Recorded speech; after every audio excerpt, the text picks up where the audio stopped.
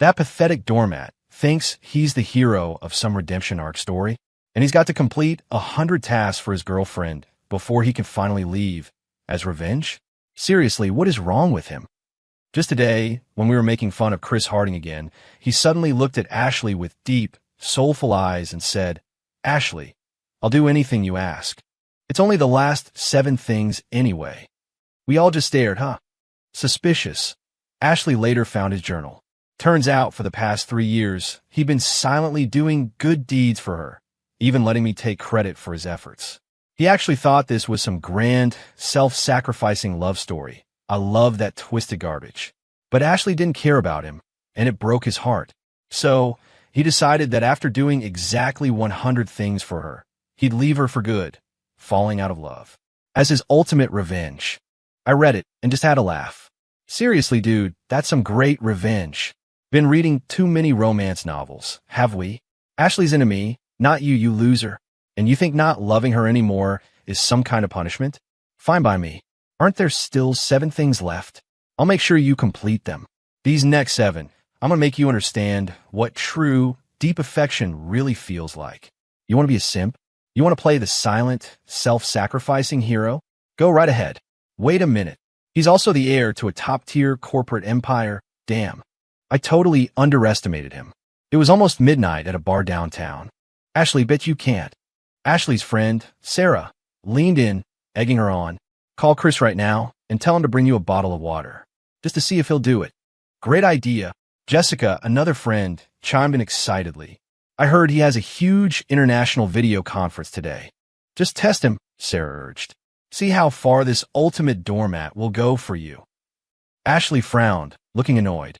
Don't they have water here at the bar? Why would I call him? Just thinking about him annoys me. Here we go again. I shook my head, smiling. Every time we had to get together, someone always wanted to witness how obedient Ashley's patsy was. The guy ran his own company, yet he'd completely debased himself for Ashley, sticking to her like glue no matter what. Are you feeling bad for him? Sarah teased. Who's feeling bad for him? Ashley immediately bristled, pulling out her phone defiantly. Fine, I'll call him. I'll make him bark like a dog for everyone's entertainment. The call connected instantly. Ashley spoke into the phone, her voice sharp. Chris Harding, I'm drunk and my head hurts. I need your bottled water. Bring me a bottle now. Okay, I'll be right there. Just wait for me. Chris's gentle voice replied from the other end. He didn't even ask why. Less than 20 minutes later, Chris's figure appeared at the private room's entrance. He was dressed impeccably, strikingly handsome, exuding an air of elite professionalism that clashed starkly with the noisy environment. Even Ashley's friends, who openly disdained him, couldn't help but gasp at his good looks, privately thinking how perfect he would be if he wasn't such a doormat. Chris, holding an Evian bottle, quickly walked up to Ashley. Ashley, here's your water. He handed it to her. Just put it on the table. You've been a good boy lately. Come on, bark a few times for the ladies, liven things up, Ashley said, a teasing smirk on her face. At her words, her friends burst into laughter, all turning to stare at Chris. This is seriously messed up, I thought. But then I remembered how this guy had been emotionally manipulating Ashley for 3 years with his devotion, making her endure so much gossip and family pressure. A little public humiliation was just interest on that debt. I leaned back in my chair, ready to enjoy the spectacle of Chris's embarrassment, his struggle, and his eventual humiliating capitulation. However, to my surprise, Chris's face didn't show the expected humiliation. He simply looked at Ashley with a flicker of disappointment. Then he took a deep breath, and under everyone's gaze, he actually opened his mouth and barked. Woof, woof, woof, woof, woof, woof. Everyone paused for a moment, then erupted into thunderous laughter. Ashley, isn't that a bit much? Chris is still. I said, feigning concern, but Sarah cut me off. I told you, she clapped her hands. Ashley, he is absolutely your most loyal doormat. He'll do anything you ask. Chris seemed deaf to the surrounding mockery. He looked at Ashley, his voice full of a strange, profound sadness. Ashley, whatever you ask, I'll do. After all, there are only 7 things left. With that, he set the Evian bottle down and turned to leave. A brief silence fell over the room, quickly swallowed by renewed laughter. Only 7 things left? What the hell is he on about? Is he starring in some sad short film? Is he trying to save face? That's hilarious. Ha ha. I told you. He loves you too much to ever leave. Ashley, you've got him completely wrapped around your finger. They clearly didn't take his words seriously. But my heart skipped a beat. Wait, this feels off. Only 7 things left. That tone, that phrasing. Why did it sound so familiar? Connecting it to the regret storyline they just mentioned, a light bulb went off in my head. That's it. That forced calm, that barely contained resentment, that declaration like a countdown. This was straight out of those dramatic Wattpad stories, those angsty romance and redemption arc narratives. The ones where the guy messed up and now has to crawl back for a second chance, or rather, the reverse.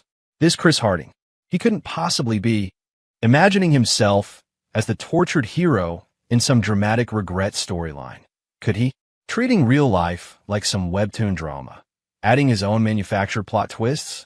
If that was the case, well, then things were about to get very interesting. After the party, I drove Ashley home. She leaned back in the passenger seat, rubbing her temples, a deep frown on her face. So annoying, she mumbled. It's always like this. He's impossible to shake off, like a leech. Then she looked at me, her eyes bright and focused. Ethan, today, thank you for being there for me, she said softly. And for so many things before, you've helped me a lot. If it weren't for you, that company project wouldn't have gone so smoothly. And when I was sick in the hospital last month, it was thanks to the specialist you recommended. Her eyes were practically sparkling. Project? Specialist? What was she talking about? Ashley's company had a tough competitor a while back, but they mysteriously folded due to financial issues. And last month, when she was hospitalized with acute gastroenteritis, I did plan to visit, but an emergency with my Southern project came up, so I only sent a text message. In a flash, I connected these 2 incidents with Chris's comment. Only 7 things left. Could this be related to Chris? Did he do all this? Or should I just keep quiet? Not confirm, not deny. Let Ashley mistakenly think it was my doing? Nah, forget it. Better to clear this up. I didn't want to anyone a favor, especially Chris.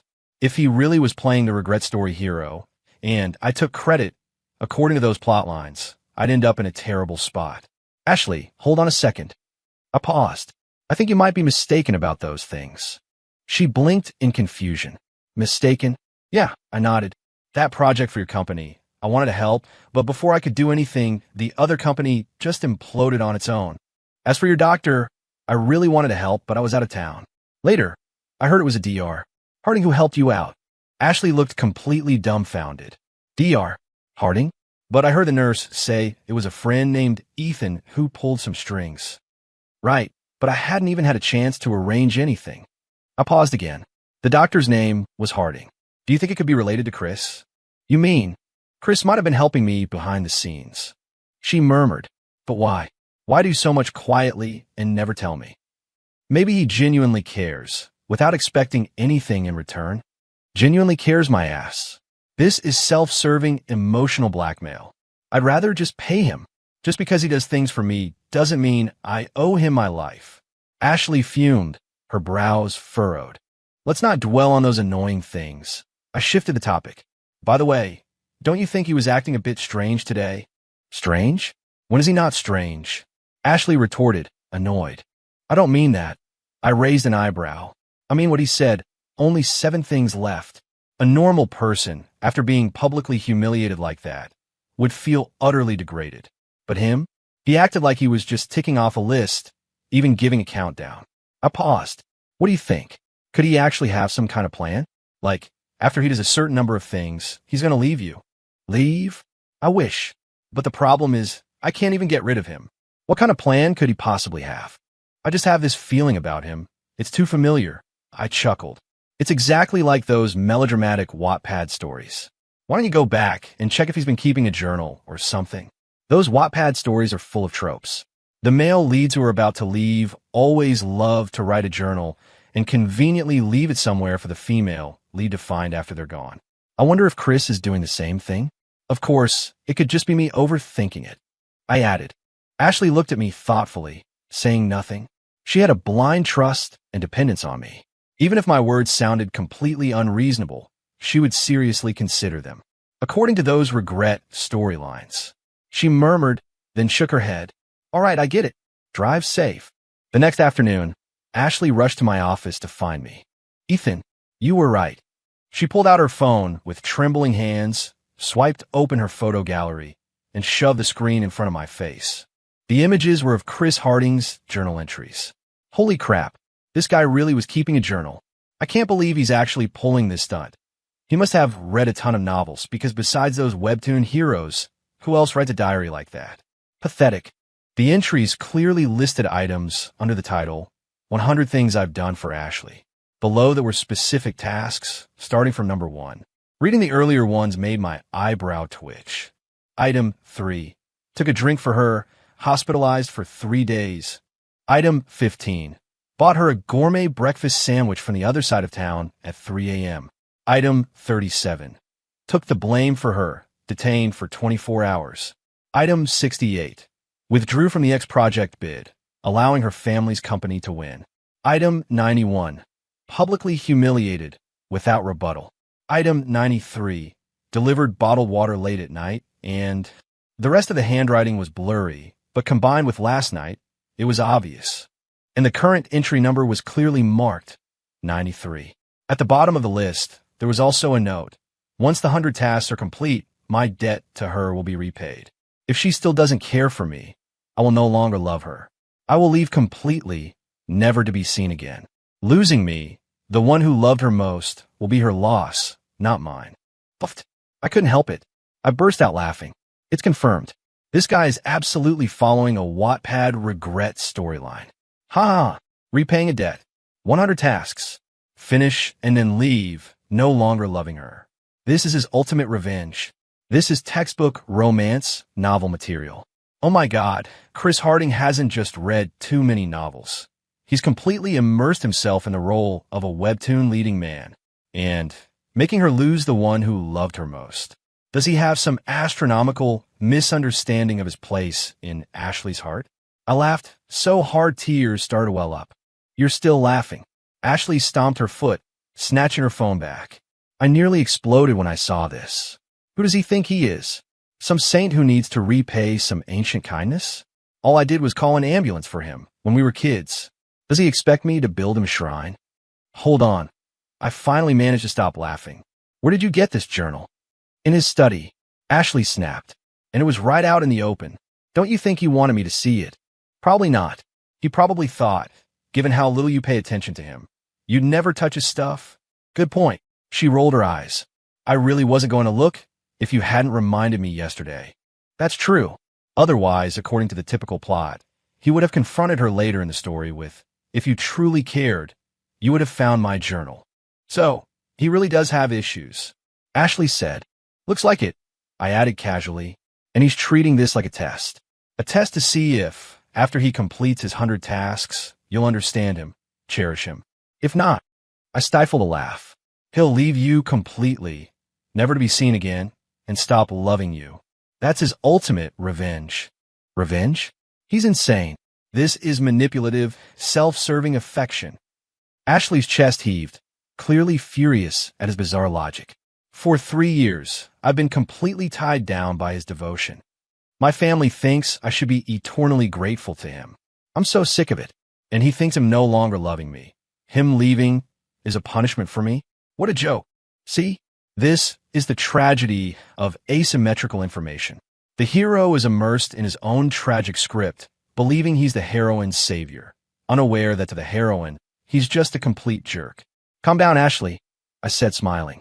Look at it from another angle. This could actually be a good thing. A good thing. Ashley's eyes widened. How is any of this good? I feel like I've swallowed a fly. Look, I analyzed. He set himself this 100 tasks plan, right? He wants to play this no longer loves you. So he leaves revenge game, right? Well, I paused. Let's help him. Ashley froze. Help him. Exactly. I snapped my fingers. He still has 7 things left, doesn't he? We'll help him properly. Use these last 7 tasks to let him repay his debt completely and let him execute his revenge to his heart's content. And while we're at it, we'll snag some tangible benefits for ourselves as compensation for you.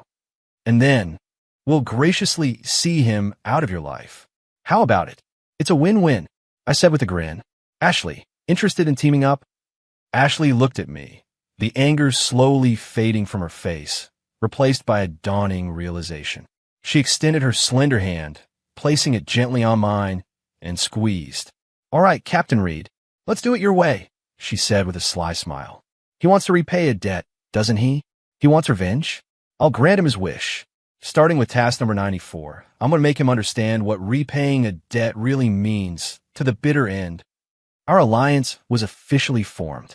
"Chris Harding, are you ready for the custom-made revenge package we've got planned for you?" That same evening, in a secluded booth at a chic coffee shop, Ashley sat across from me, her eyes sparkling.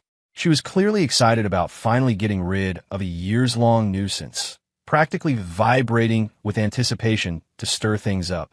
"Damn, my teammate is getting into character fast. Working with smart people is so easy. They grasp things instantly." "Ethan," Ashley winked at me. "You know all about those romance novels. What should we do next? Should we make him go for the moon?" I nearly choked on my coffee. "What do you mean I know all about romance novels? Those things have traumatized me. Go for the moon? Too much effort, too little return, and it could cause an international incident," I quipped. "Let's keep it more grounded. First, we need a core guiding principle, redefining repayment of debt." Ashley's eyes lit up, and she looked at me with an almost worshipful gaze. "Like the things you made him do before." I ticked them off on my fingers. "Taking a drink for you, running errands, taking the blame, barking like a dog in public. All those things that just satisfied your and your friends' temporary whims. We're cutting those out. Those are useless." I spread my hands. In fact, doing things like that might make him feel more satisfied. He might even pat himself on the back. "Look how much I suffered for her. And for you, beside the momentary kick, didn't you end up more annoyed afterward?" The thought that her actions might have actually made Chris more satisfied visibly irritated Ashley. "You're right," Ashley exclaimed, frustrated. "It's exactly like that. I've noticed the more I yell at him, the more eager he gets. Sometimes I even wonder if he has a masochistic streak." She wasn't wrong. Which of those webtoon regret stories doesn't involve torturing the male lead 1,000 times over, making readers clench their teeth, but still unable to resist seeing the end? "So, now we need a strategic upgrade," I whispered. "From now on, we need him to repay his debt in ways that bring actual benefits. Simply put, before, we made him a clown. From now on, we're making him a tool, a highly capable, utterly dedicated, self-sufficient, top-tier puppet."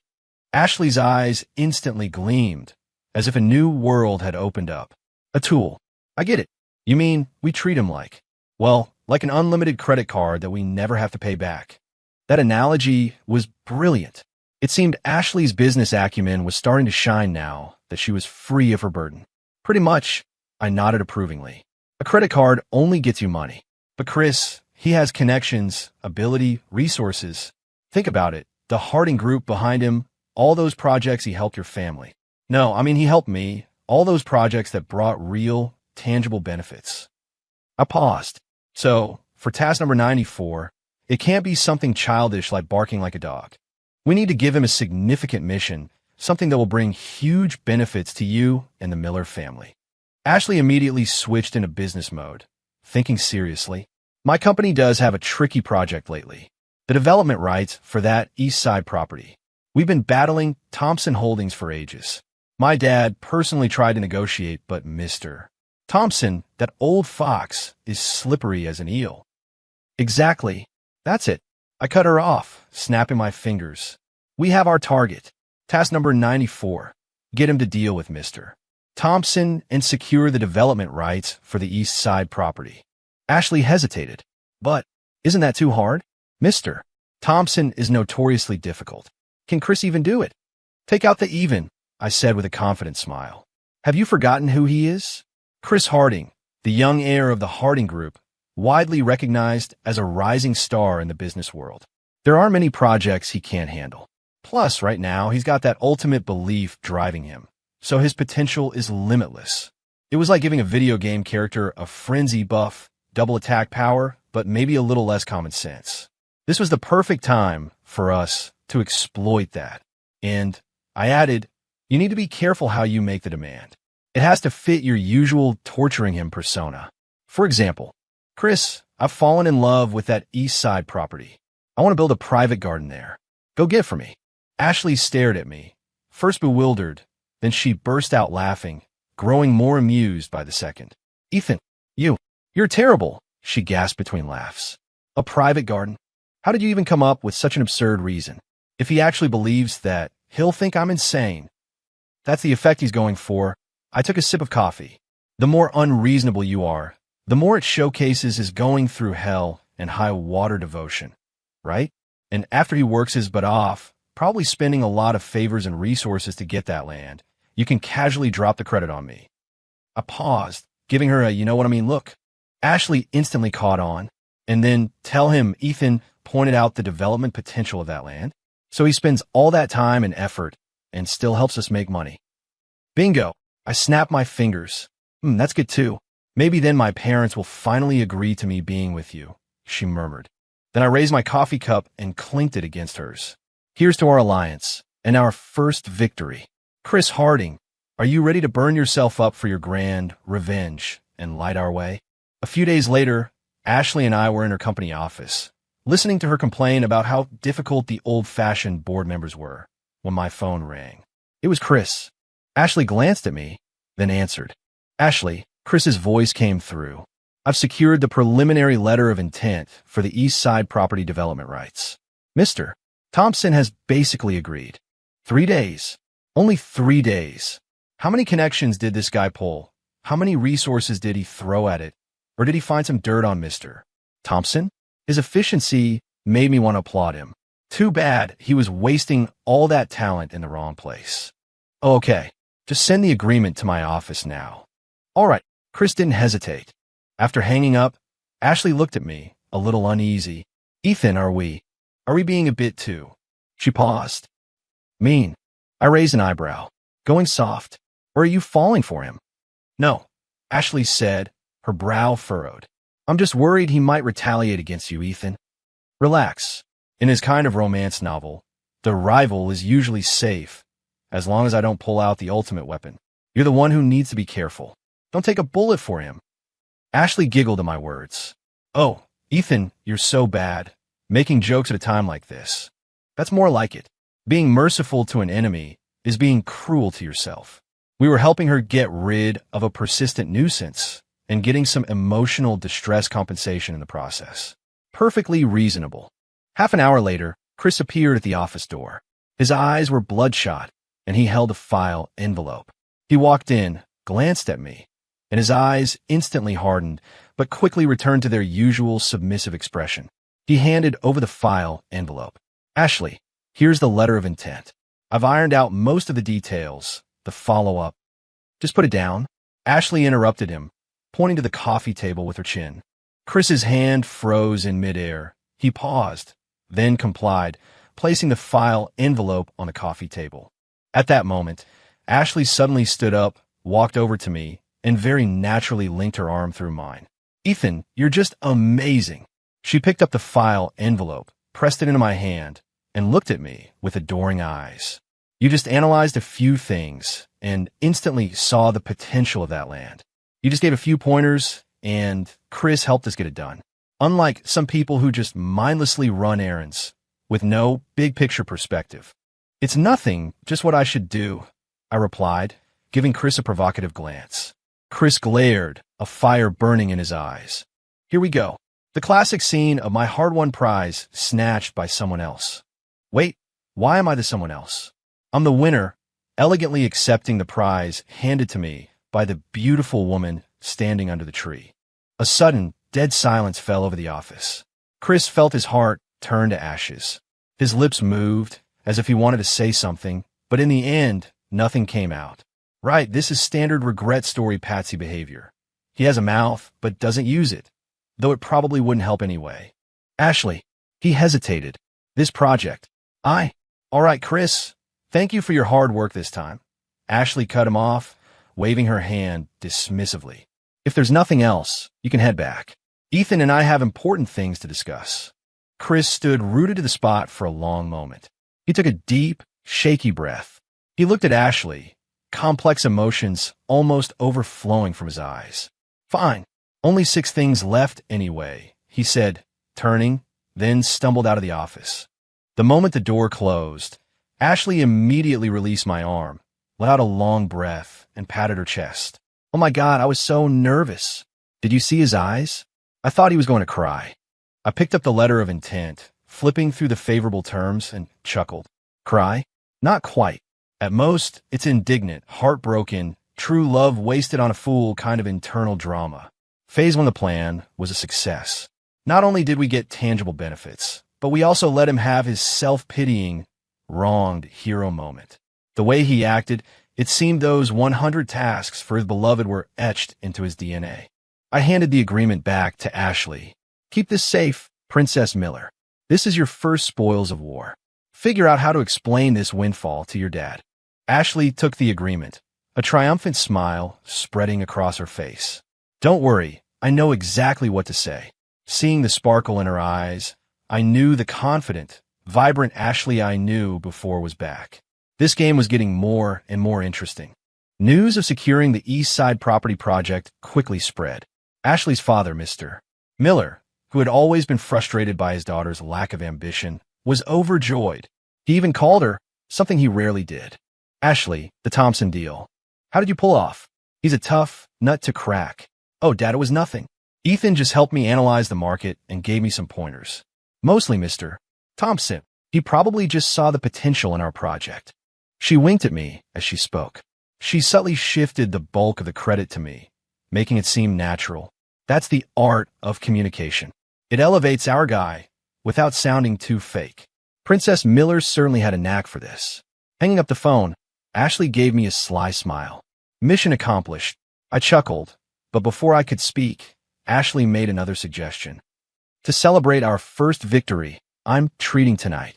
Let's invite a few friends and go to the Apex, shall we? The Apex restaurant was famous in the city for being both expensive and difficult to get a reservation for. More importantly, it was a place where Chris occasionally held business meetings. Ashley wasn't just celebrating, she was planting a landmine. Sure enough, as our group settled into the Apex's best vantage point, several rounds of drinks in, and the atmosphere buzzing, the anticipated figure appeared. Chris had just finished a business dinner. After seeing off his clients, he walked alone towards the exit. His gaze inevitably swept over our lively table, and when he saw Ashley and me, his steps clearly faltered. Ashley was radiant tonight. She wore a champagne-colored slip dress, her makeup exquisite, making her utterly captivating under the lights. More importantly, her entire demeanor, that relaxed, bright aura after shedding a heavy burden, was something she hadn't possessed in the past 3 years. Love and not love are truly obvious, Chris thought with a bitter smile. He hesitated, then walked over. Ashley, he murmured in greeting. Chris, fancy meeting you here, I said with a smile. Ashley put down her glass and carefully placed a piece of seared scallop with truffle risotto, meticulously deboned, into my bowl. Ethan, try this. Their scallops here are the best. Her voice was soft enough to melt butter. Then she turned to Chris. Oh, Chris, you work hard on the East Side project, but you really have Ethan to thank for the initial groundwork. That's why things went so smoothly afterwards. Pure psychological warfare. This is actual psychological warfare. Initial groundwork? I didn't even know what that land was used for before this. But to Chris, those words were like a handful of salt poured onto a gaping wound. The tough nut he fought tooth and nail to crack was just an already chewed up meal. His lips were pressed tight, trying desperately to control his anger. The atmosphere became eerily silent for a moment. Ashley, Chris finally said. Ashley raised an eyebrow. What is it? Chris took a deep breath. The $5 million donation you requested, in your personal name, to the Children's Aid Foundation, has been processed.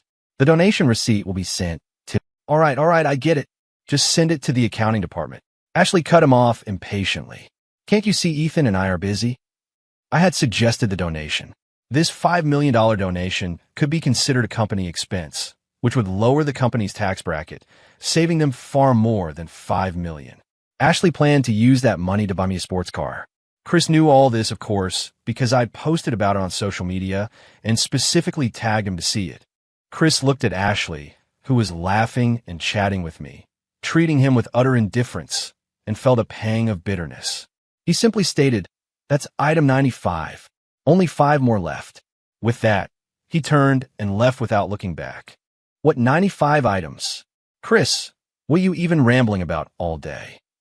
Ashley called after his retreating back. I already promised to marry you. What else do you want? Don't pull these stupid stunts. This is just some compensation for Ethan. Chris paused slightly, but didn't turn around. Oh, looks like Chris is getting agitated. He's even counting them down himself. This must be his way of reminding himself. It's almost over. His grand revenge is about to commence. The self-pitying drama was clearly reaching its climax. Only, the audience wasn't exactly buying it. Once Chris left, the atmosphere at the table livened up again. Someone chuckled and teased. Ashley nice. That wish-granting turtle, loyal knight, is super efficient. Ashley raised her glass, a smile playing on her lips. Yeah, he's pretty efficient. She turned to me, lightly kicking my foot under the table, our eyes meeting in a silent exchange that only we understood. A $5 million charity donation, in Ashley's name, paid for by Chris, and the benefits reaped by me. Damn, this feels good. Back in the office, Ashley and I began a new round of plotting. 95 items done. Ashley tapped her pen on the desk. Ethan, we don't have much time left. Any ideas for the last 5? I'll listen to you. Or should we just have him bring condoms to a hotel? Can you aim a little higher? I said, exasperated. Stop eyeing my body. I'm just worried I can't get rid of him. So I want to give myself to you in advance. Ashley stuck out her tongue. All right, let's focus on practical and meaningful things. Damn it.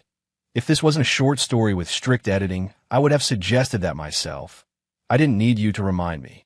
I leaned back in my chair, my gaze drifting to the towering skyscrapers outside the window. A bold and brilliant plan began to take shape in my mind. Ashley, I sat up straight. Tell me, for a man, especially one with a high opinion of himself, who values his career above all else, what's the most devastating blow? Ashley thought for a moment. His pride? His love?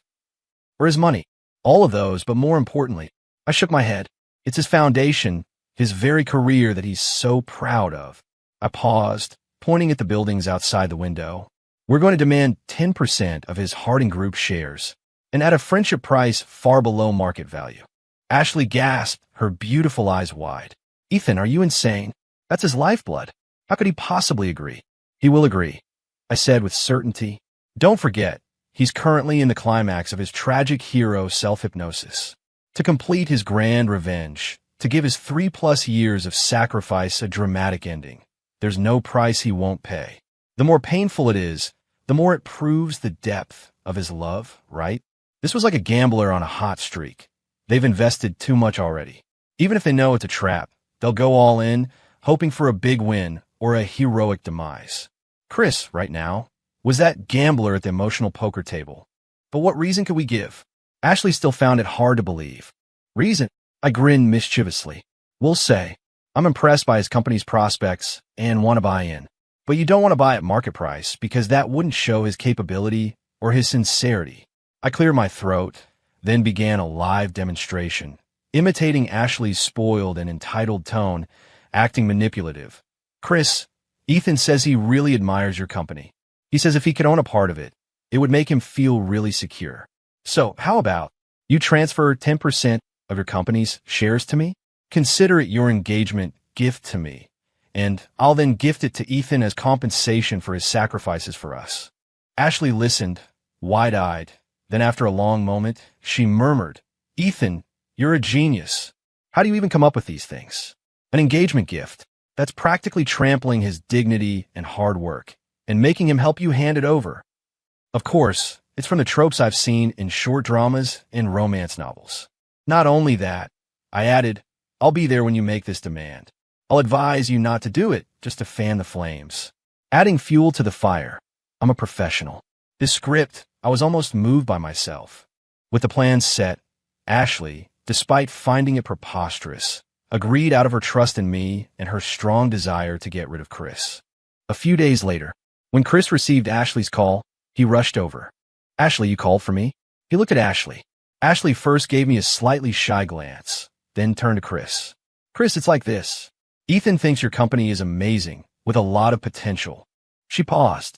He said if he could also own a part of Harding, It would make him feel really secure. So you see, she took a breath. Could you transfer 10% of your company's shares at, well, the IPO price to me? I want to give it to Ethan as a gift. This is my final compensation to him. And after this, I'll be good with you. Marry you as my parents arranged, okay? The air seemed to freeze. Chris's pupils sharply constricted. He whipped his head around to look at me, his eyes filled with fury. Damn it, he's not actually going to hit me, is he? There are some male leads in these novels who get violent. Terrified, I quickly patted Ashley's hand, looking wronged. Ashley, don't be silly. How can that be? Harding is Chris's life's work. Chris dislikes me so much. You're putting him in a difficult position, Mr. Harding. Yes, that's it. Look at my fake persuasion. Let your rebellious spirit ignite.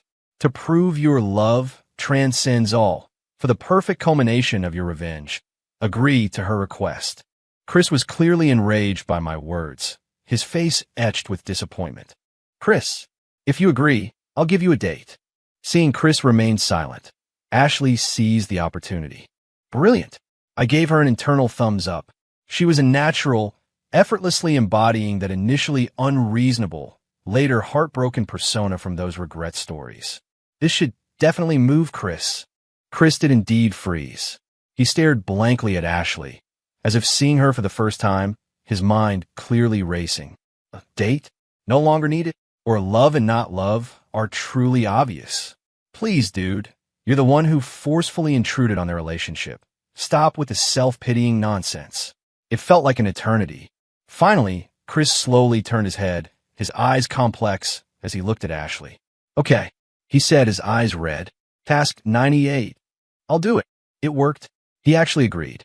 Using his equity to mourn his deluded love, Chris Harding, your repayment of debt truly is touching. However, the act must continue. Chris, don't be sad. You know, for you, I can't even be with Ethan. This is just to compensate him. Later, after we're married, I'll keep my distance from him.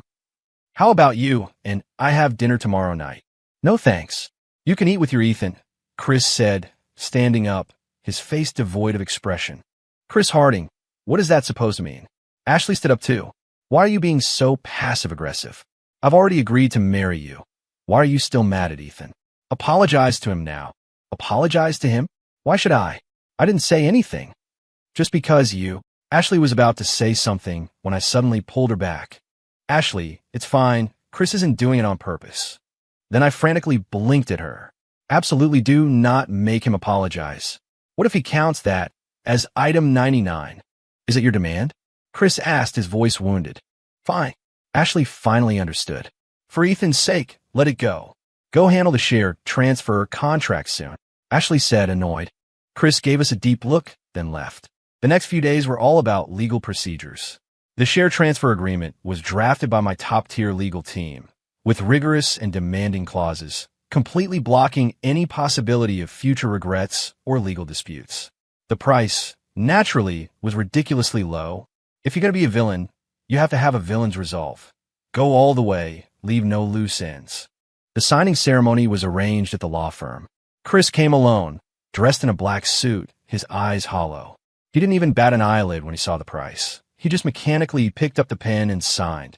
Ashley sat across from me, her gaze fixed on the window, as if everything happening before her had nothing to do with her. This indifference was even harder for Chris to bear. Ashley, remember, these shares are very valuable. They're an important safeguard for your future. I hope. They're yours and not a gift for that liar, he said gravely. I know. Ashley mumbled distractedly, excitedly flipping through the documents. You asked me to do it, and I've done it. His voice was eerily calm. Ashley, is there anything else you need me to do? Of course. Ashley pulled out another pre-prepared document and pushed it across the table to him. Sign this document. Chris looked down. The document's title boldly read, Commitment regarding Mr. Chris Harding's permanent non-harm to Ms. Ashley Miller and Mr. Ethan Reed. The contents were extremely strict.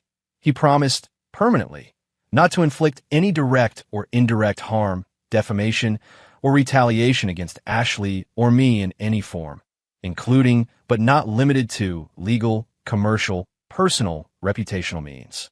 Any violation would incur astronomical penalties and automatically validate the previously signed low-price equity transfer agreement as completely fair and effective. The safety rope had to be securely fastened. Who knew if this tragic hero, once he fully came to his senses, would turn furious and become a vengeful villain? This document was the final leash around his neck, ensuring that even if he regretted his actions in the future, he could only rage impotently within the confines of his own regret story, unable to pose any real threat to us. Chris looked at the commitment letter, his face darkening significantly. He tugged at the corner of his mouth, looking at Ashley. "In your heart," he said despondently, "am I already that kind of person? Someone who would hurt you?" Ashley didn't answer, just looked at him quietly. That silence was more damaging than any accusation. Chris finally picked up the pen and signed his name. The moment the pen left the paper, he seemed to hear something within his world completely shatter. He pushed the signed commitment letter back, then slowly stood up. "Just one more thing," he said, then turned to leave. "So dramatic." Every single day, Ashley said to him, feigning annoyance, "Tonight at 7 at the Gilded Cage, I've booked a table. I have something to tell you then." "Is that a demand too?" "I have to go." Ashley nodded. "You've been very obedient lately.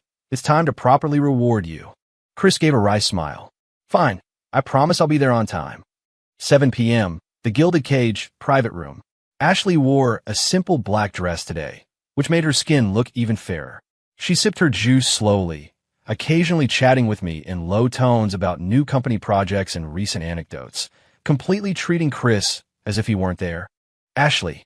Chris finally couldn't stand our intimacy any longer. "Didn't you have something to tell me?" "What is it?" Ashley rolled her eyes at him.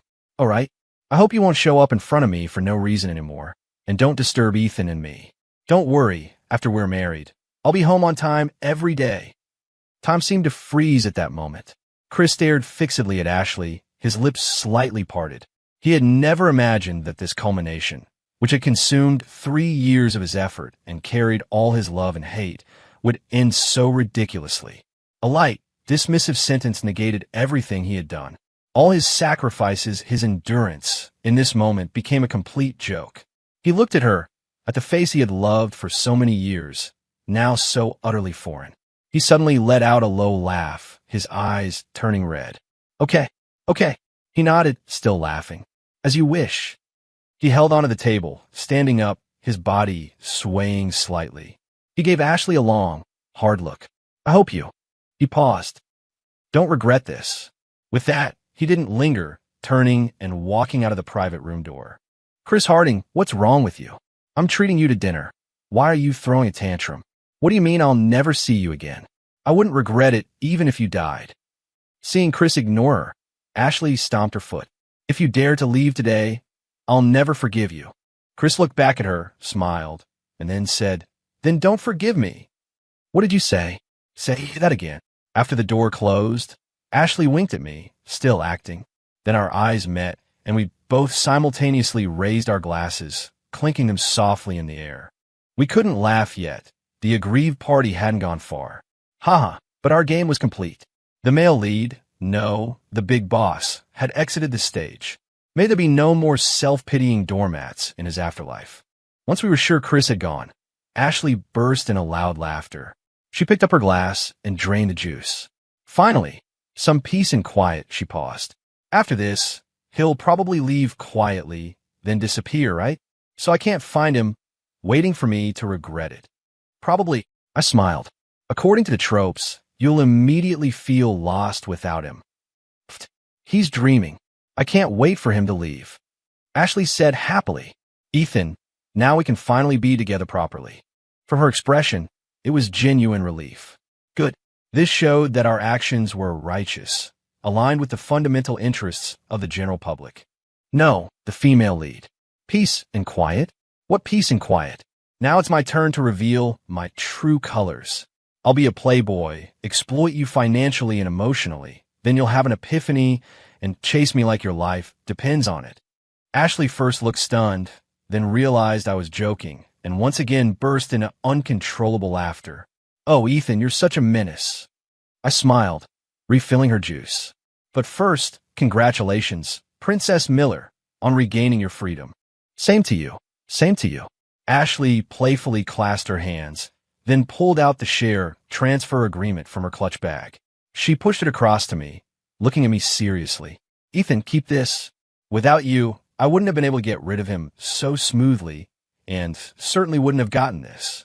I looked at the document representing 10% of Harding Group's shares, smiled, but didn't reach for it. Ashley, I leaned forward, looking into her eyes. This is your spoils of war. She paused. But, no buts. I interrupted her. This is something you earned through your efforts, albeit in a rather unconventional way, but it's what you deserve.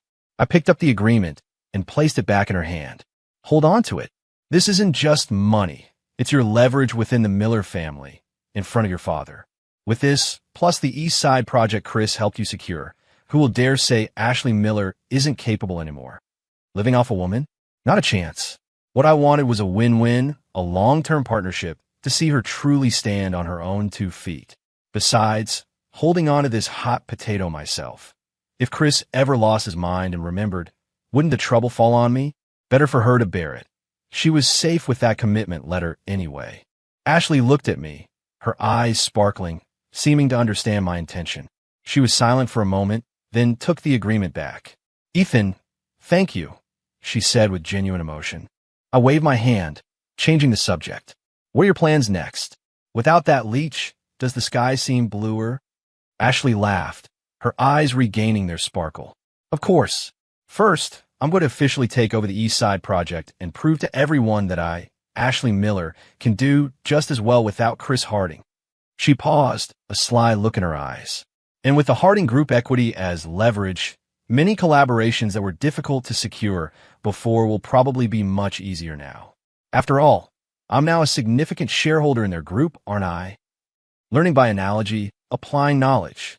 This equity in her hands had become a powerful lever to pry open opportunities. If Chris knew his life's work was being used this way, wouldn't he be spitting blood? But he'd probably just think Ashley was putting on a brave face. Exactly, I nodded approvingly. That's the spirit. Use the resources he left behind to live a life even more spectacular than he imagined. In the following days, just as predicted, Ashley's prestige within the company soared, thanks to her dual identity as the head of the East Side project and a Harding Group shareholder. Her father looked at her with increasing pride. Even those relatives and friends who had previously criticized her for stringing Chris along now changed their tune, praising her foresight and shrewdness. The Miller family's company stock price surged for several consecutive days due to these positive developments. The world had become a better place. So what's wrong with being a villain? As long as it leads to the ultimate benefit, a slightly unsavory process is perfectly acceptable. Later, Chris Harding indeed vanished without a trace. He took all his belongings from Ashley's house, and even burned the inexpensive gifts and trinkets Ashley had given him in front of the housekeeper, leaving only a journal for Ashley to discover. During this time, Ashley threw herself into work. She was like a bird released from its cage, showcasing surprising talent and audacity in the business world. The Miller family's company's performance soared, and that 10% Harding equity became a crucial bargaining chip in her negotiations. Pressure truly is the primary driving force. Before, she was tied down by his devotion, constrained. Now, free of that baggage, she took off. However, as someone familiar with romance novel tropes, I knew the saying, if you don't root out the weed, it will grow back with the spring breeze. Although we held the equity agreement and the commitment letter as trump cards, there was no guarantee Chris wouldn't one day wake up from his self-pitying drama, realize he'd been played, and turn his love into hatred, transforming into a revenge story male lead. That would be bad, though unlikely. After all, we'd read those Wattpad stories. We understood the trope of mistreating the love interest early on leads to desperate attempts to win them back later. The only difference here was we had to swap love interest for Doormat to prevent him from going rogue later. One afternoon, I met Ashley at a coffee shop. Ethan, what's up today? Are we getting a room? Ashley teased. Stop lusting after my body. I'm mentally choked. We have real business. We need to handle Chris's after-sales service. After-sales service? She blinked, confused. Exactly, I nodded. While Chris is a problem we've cleared, to prevent him from turning into a revenge story male lead, we need to do some follow-up work. After all, Chris was very susceptible to this kind of narrative. We couldn't let him go down the revenge path. Seeing her still a bit confused, I got straight to the point. Simply put, you need to proactively stimulate him every so often, satisfying all his internal fantasies about a regret storyline. Let him revel in the feeling of she regrets it, but I don't care anymore, so he has no time to bother us. Ashley's eyes widened in realization. Then she burst out laughing. Ethan, you thought of that too? Do you have a side hustle as a simp psychology researcher? Damn it, why would I study that? Do I, Ethan Reed, lack women? I was simply standing on the shoulders of giants. Those Wattpad stories have practically exhausted similar tropes. I was just applying theory to practice, learning by doing. Don't mess around, listen, I said, looking at her seriously. Every 1 or 2 weeks, pick an emotional day, like late at night, a rainy day, and give him a call. Chris, I was wrong. After losing you, I realized how good you were to me. Everyone else just cares about my money and my family background. Only you truly cared about me. Please come back. I really don't know what to do without you. Ashley listened, wide-eyed, and, after a long moment, she finally managed to blurt out, "That's too fake." I raised an eyebrow. That's exactly what we want. The more regretful, yet money-loving and fragile you appear, the more he'll feel his past efforts were wasted, and the more firmly he'll believe leaving you was the right decision. That will give him a huge sense of psychological superiority, making it even less likely for him to look back. I added, remember, your tone should be remorseful, making him feel that you're terrified of losing an unconditional ATM and an emotional trash can, rather than him as a person. That way, he'll despise you while simultaneously reassuring himself, completely dismissing you in his mind. Ashley held her forehead, her shoulders shaking with laughter. Ethan, you're a genius. Only you could come up with such a devastating method that makes the victim help wield the knife. Also, I thought for a moment, if he ever gets a new girlfriend, you absolutely must seize the opportunity to appear utterly heartbroken and disbelieving. Bring a copy of the equity transfer and offer to give it back to him, putting on a grand show of a fallen heiress begging for reconciliation, willing to sacrifice everything for her man. After he proudly rejects you, you need to appear utterly devastated and strong.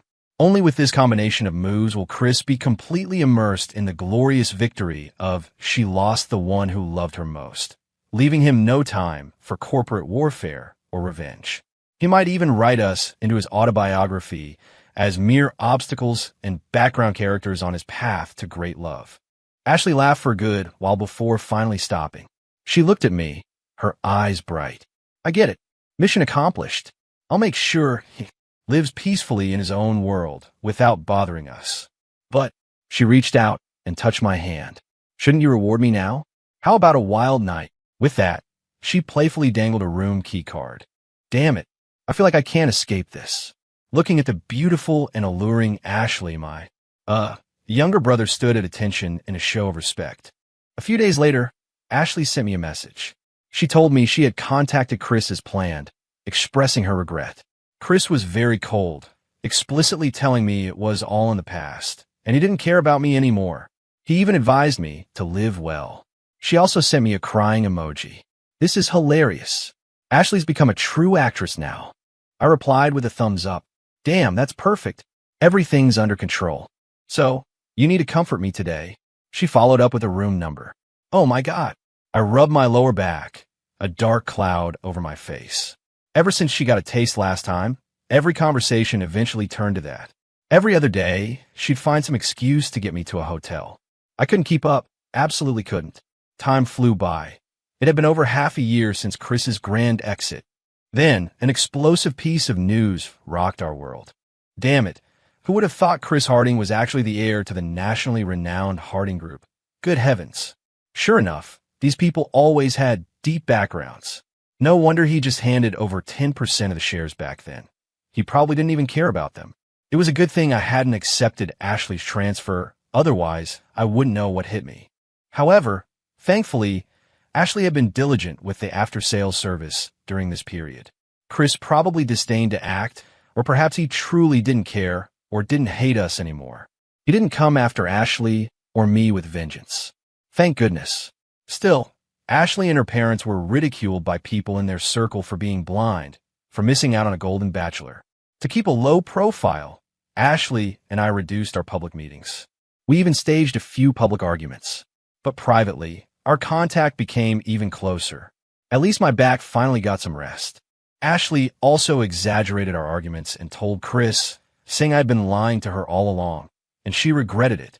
Chris's tone, which was initially cold, gradually gained a hint of pity, as if saying, see, you're clearly not doing well without me. He really fell for that regret story trope. We were safe for now, so we continued to pretend to be a love-hate couple, forced together by company interests, outwardly despising each other. In reality, Ashley and my relationship grew even more harmonious and intimate. Every time I went to her place, it was Louboutins off. Our seemingly quarrelsome collaborations on several projects were all wildly successful. We became known in the industry as the rival sweethearts. Mr. Miller now beamed at me even more brightly than he did at his own son. One day, my assistant brought me the latest news. Boss, Chris Harding is dating a new girlfriend. She's a piano teacher from a good family with a gentle personality. They went to a concert together last week. Their relationship seems stable. A new girlfriend? Good news. My heart stirred with excitement, thinking about what was about to happen. I immediately contacted Ashley, telling her to prepare for her Chasing the Ex Through Hellfire performance, to act utterly devastated about Chris having a new girlfriend. The next day, target sighted. Location: high-end coffee shop near the art center. Get ready to unleash your Oscar-worthy acting skills. Make it authentic, make it heartbreaking. Make him feel sorry for your miserable state. Don't worry, Ethan. I haven't been practicing for nothing this past half year, Ashley declared confidently. In the afternoon, I sat in my car across from the coffee shop, wearing sunglasses, closely monitoring the situation. Sure enough, Chris and his new girlfriend walked out of the art center. The new girlfriend had a delicate appearance, a gentle demeanor, and nestled against Chris, a happy smile on her face. Chris looked well. He was far better than his previous haggard self, exuding vitality. They walked to the coffee shop in trance. Just then, Chris, a trembling voice cried out, filled with endless grievance and regret. Ashley made her entrance. She looked utterly distraught. She clutched a file envelope tightly in her hand, her eyes fixed on Chris, filled with tenderness. Chris and his new girlfriend both froze.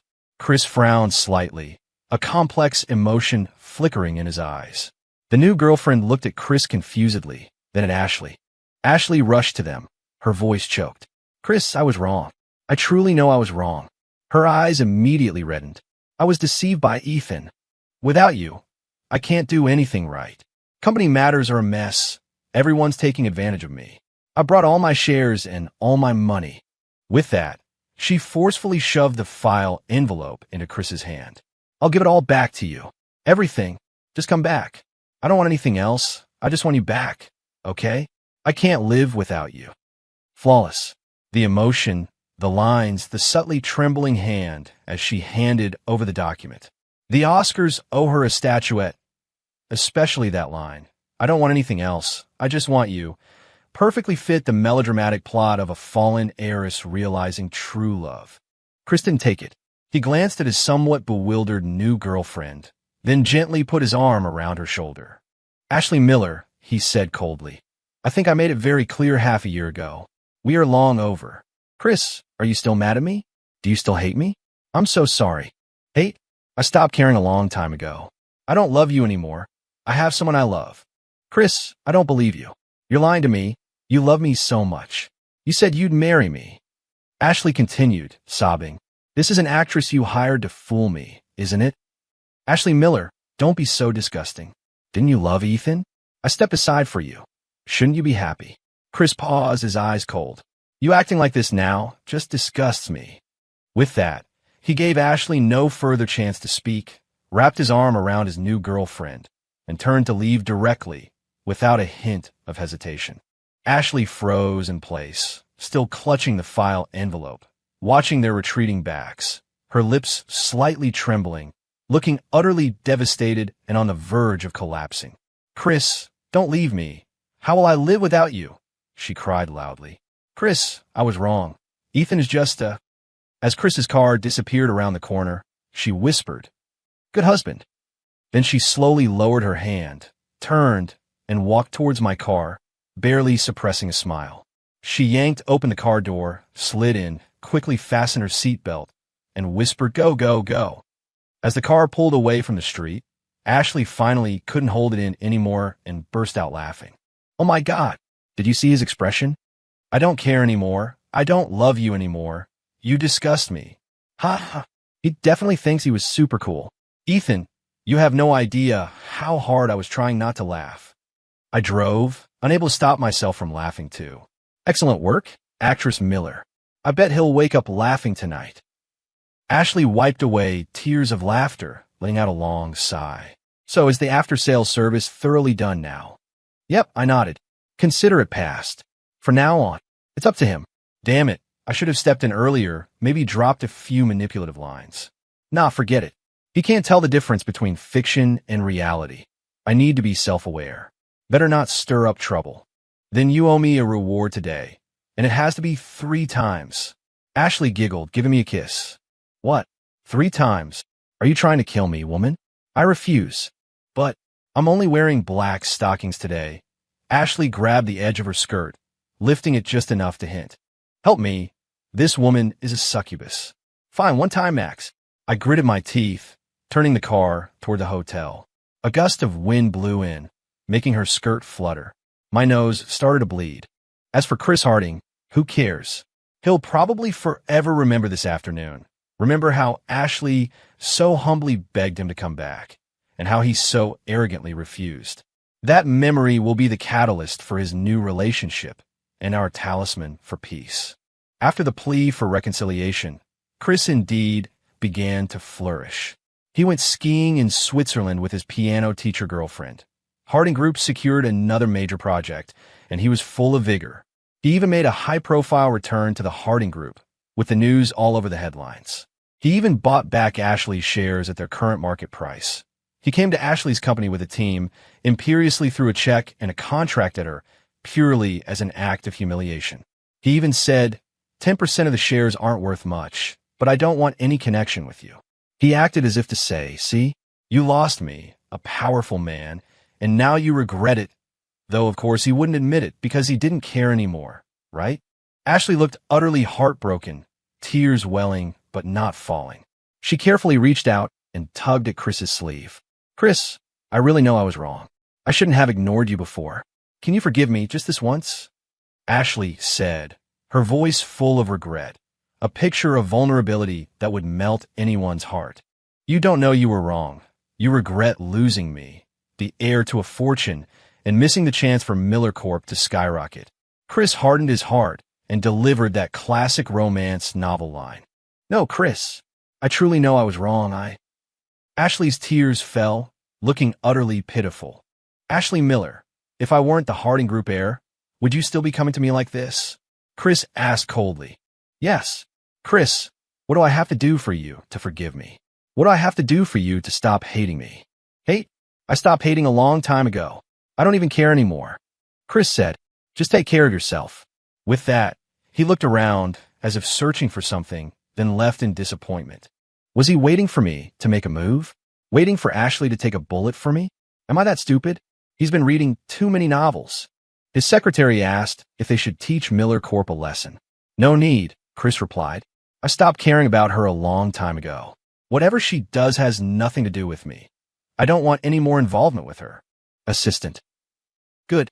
Keep that attitude, and everyone stays safe. Meanwhile, Ashley, dressed in sexy clothes, lying on a hotel bed, sent me a photo, demanding her reward. I opened it without thinking, almost letting my assistant see. Every time I finish acting with him, I feel sick for 3 days. You have to personally encourage me and help me get over it, she said in a voice message. Damn it, just say you want sex. Why make it sound so high and mighty? I chugged a large mug of coffee, rubbed my back, and under my assistant's suppressed giggles, I marched off determinedly to deliver the scriptures. After buying back the shares, Chris and his girlfriend returned to the city and disappeared from our radar. After he left, Ashley and I truly entered our golden age. Miller Corp's scale more than doubled under her leadership. She cleverly used her Harding shareholder status as a sharp negotiating chip, giving her absolute leverage in several key partnerships. My investment company also gained prominence due to several precise maneuvers. So, opportunities always go to the prepared, especially to those like us who are good at turning others' tragedies into their own comedies, the villains.